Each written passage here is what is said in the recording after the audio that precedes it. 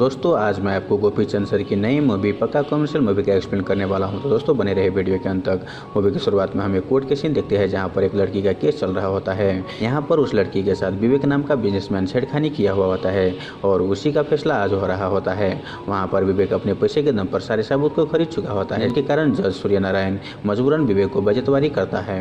उसके बाद सूर्यनारायण उस लड़की का घर जाकर बोलता है कि बेटी तुम कुछ पैसे रख लो और कहीं दूसरा शहर जाकर अच्छे से पढ़ाई करो, लेकिन वो लड़की मना कर देती है। समझाने के बाद सूर्यनारायण वहां से अपने घर चले आता है। कुछ देर के बाद सूर्यनारायण को कॉल आता है और बोलता है कि उस लड़की ने सुसाइड कर लिया। ये सुनकर सूर्यनारायण अपने जज के पोजीशन से इस्तीफा दे देता है और अपनी बीवी और बच्चे को लेकर दूसरा शहर चले जाता है। वहाँ पर किराना का दुकान खोलकर गुजारा करने लगता है। अब 25 साल का बाद का सीन देखते हैं कि सूर्यनारायण के बेटा लकी पढ़ लिख कर एक लॉयर बन चुका होता है। वो अपने डैड के सामने तो एक ईमानदार लॉयर जैसा बिहेव करता है, लेकिन बाहर एक नंबर का बेईमान लॉयर होता है। वो पैसे के लिए क्रिमिनल का भी केस लड़कर उसे छुड़वा देता है। इसी बीच वो झांसी से मिलता है जो कि एक टीवी एक्ट्रेस होती है। एक दिन उसका डायरेक्टर उसका ओवर एक्टिंग की वजह से उसे काम से निकाल देता है, जिनके कारण झांसी अपना केस लेकर लकी के पास आती है ताकि वो उसका केस लड़ दे। वहीं लकी उसे देखकर उसे पसंद करने लगता है और वो उसे अपने साथ असिस्टेंट के तौर पर काम पर रख लेता है। एक दिन अयूब खान के भाई जलील खान एक मर्डर के केस में अंदर चले जाता है। अयूब अपने आदमी के कहने पर लकी के पास आता है और उन्हें सब कुछ बताता है। लकी पैसे लेकर उससे हाथ मिला लेता है। वो जलील के केस लड़ने लगता है और उसका विरोध साबुत को झूठा साबित करके जलील को रिहा करवा देता है। लेकिन वो लोग जेल से छूटते ही बिजनेसमैन विवेक पर हमला करने के लिए उसके घर चले जाता है, क्योंकि उन्होंने एक मर्डर केस में उन लोगों को फंसाया था। लेकिन उन लोगों को पुलिस फिर से गिरफ्तार कर लेता है। वहीं ये बात सुनकर विवेक लकी को मिलने के लिए बुलाता है।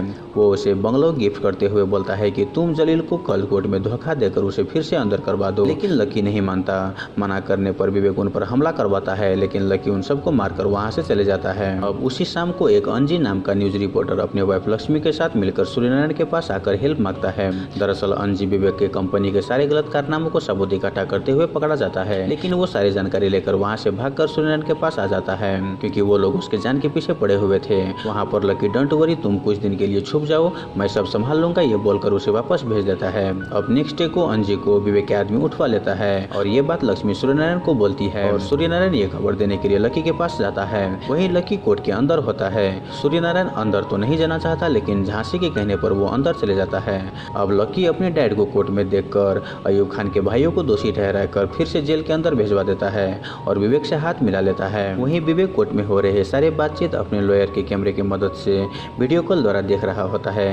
केस जीतने की खुशी में वो लकी से मिलने के लिए कोर्ट आ जाता है। वहाँ पर लकी को विवेक से मिलता देख सूर्यनारायण समझ जाता है कि लकी पैसे लेकर बुरे आदमी को साथ दे रहा है। वो लकी को बोलता है कि तुम गलत कर रहे हो, लेकिन लकी बोलता है कि अगर विवेक बुरा आदमी है तो उसे सजा क्यों नहीं हुआ, क्यों आप 25 साल पहले उसे आजाद कर दिया। लकी के बात सुनकर सूर्यनारायण बोलता है कि तुम लक्ष्मी के केस लड़ोगे कि नहीं। लकी बोलता है कि लक्ष्मी मेरा चार्ज नहीं दे पाएगा, मैं नहीं लड़ूंगा। ये सुनकर सूर्यनारायण बोलता है कि ठीक है, मैं खुद ही लॉयर बनकर लक्ष्मी का न्याय दिलाऊंगा। अब अगले दिन सूर्यनारायण वकील बनकर लक्ष्मी का केस लड़ने लगता है। वहीं उसका ऑपोजिट उसका बेटा लकी होता है। लकी लक्ष्मी से कटघरे में बुलाकर पूछताछ करने लगता है। वो बोलता है कि देखो तुम्हारा पति अंजी तुम्हें छोड़कर दुबई चला गया है, क्योंकि उसे बच्चा चाहिए था जो तुम नहीं दे सकी। लकी 3 महिलाओं को कोर्ट के अंदर पेश करते हुए बोलता है कि ये 3 औरत अंजी का बीवी है और वो इन सब से शादी करके दुबई चला गया है। और तो और वो झूठे कॉल रिकॉर्डिंग जज को सुनाता है। ये सुनकर जज सूर्यनारायण को और सबूत पेश करने के लिए बोलता है और अगले डेट दे देता है। वहीं दूसरी तरफ विवेक को उसके आदमी एक अमूल्य नाम की लड़की से मिलवाता है। विवेक बहुत ही ठरकी इंसान होने की वजह से वो अमूल्य से शादी कर लेता है। उधर सूर्यनारायण सबूत इकट्ठा करने लगता है। उन्हें लक्ष्मी जैसे और भी कई लोग मिलता है जिनके आदमियों को विवेक ने मरवा दिया था।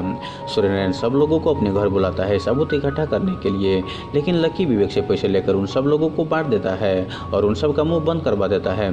सूर्यनारायण फिर से डिप्रेस होने लगता है। उसी बीच लकी के दोस्त उसके डैड के पास जाकर उन 3 महिलाओं का पता दे देता है जो कि प्रोस्टिट्यूट होते हैं, जो पैसे लेकर उस दिन अंजी का बीवी बनी थी।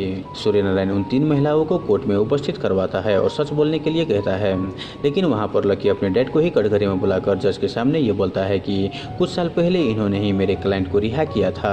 जब उसे ये लगा कि इसका जजमेंट गलत था, तब जाकर ये बदला लेने के लिए इस केस के अंदर मेरे क्लाइंट को फंसा रहा है। और तो और इन्होंने मेरा जूनियर को कार गिफ्ट करके इन 3 महिलाओं तक पहुंचा है। अब यहाँ पर वो अपने डैड को गलत साबित करके उस केस को रफा दफा करवा देता है। अब यहाँ पर केस जीतने की खुशी में विवेक लकी से बोलता है कि देखो, तुमने मेरा बहुत ही साथ दिया है।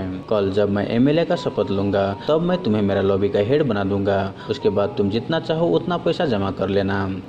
अब अगले दिन हम विवेक को देखते हैं कि वो पार्लियामेंट में एमएलए का शपथ ग्रहण कर रहा होता है। तभी न्यूज में ये देखा रहा होता है कि विवेक के फार्म हाउस से एक कैब ड्राइवर इस्माइल का शव मिला है। वहीं वहाँ पर न्यूज रिपोर्टर के सामने ही अमूल्या बताने लगती है कि ये मेरा हस्बैंड का शव है।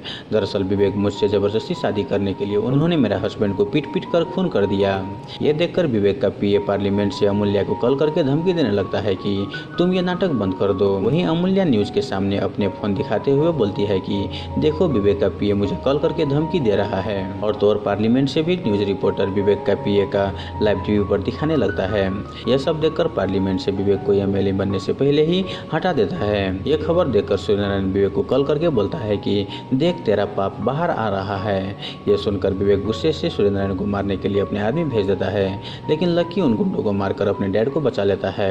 उसके बाद वो अपने डैड को लेकर विवेक से मिलने के लिए जाता है, जो कि पुलिस की हिरासत में होता है। वो विवेक से बोलता है कि अबे गधे, तुमको क्या लगा कि मैं तेरा साथ हूँ? मैं तो तुम्हारे साथ रहकर तुम्हारे खिलाफ सबूत इकट्ठा कर रहा था। तुमको पता है वो सब अमूल्या का हस्बैंड का ही है, जिसको तुमने नहीं मारा। उसे गलती से अमूल्या नहीं मार दी थी।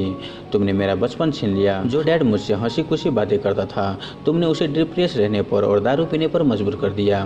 मेरा डैड 25 साल से सदमे में जी रहा है। तुमको लगा कि मैं अपने डैड से प्यार नहीं करता, जान से भी प्यारा है मेरा पिता। चलो अब तुम अपने सारे पावर पैसे लगाकर इस मर्डर केस से बच के दिखाओ, जो तुमने किया ही नहीं है। मैं तुम्हें इस मर्डर केस में फांसी की सजा दिलवा कर रहूंगा।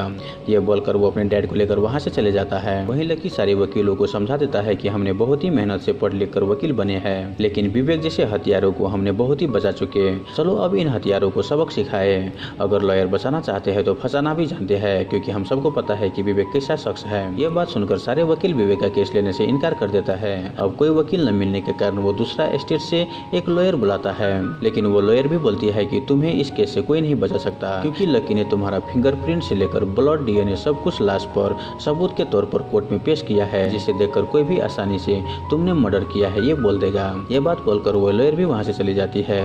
उसके बाद हम कोर्ट के सीन देखते हैं कि विवेक के केस कोई भी लॉयर नहीं लड़ता, और सारे सबूत को देखकर जज विवेक को फांसी का सजा सुना देता है। और इसी के साथ ये मूवी यहीं पर खत्म हो जाता है।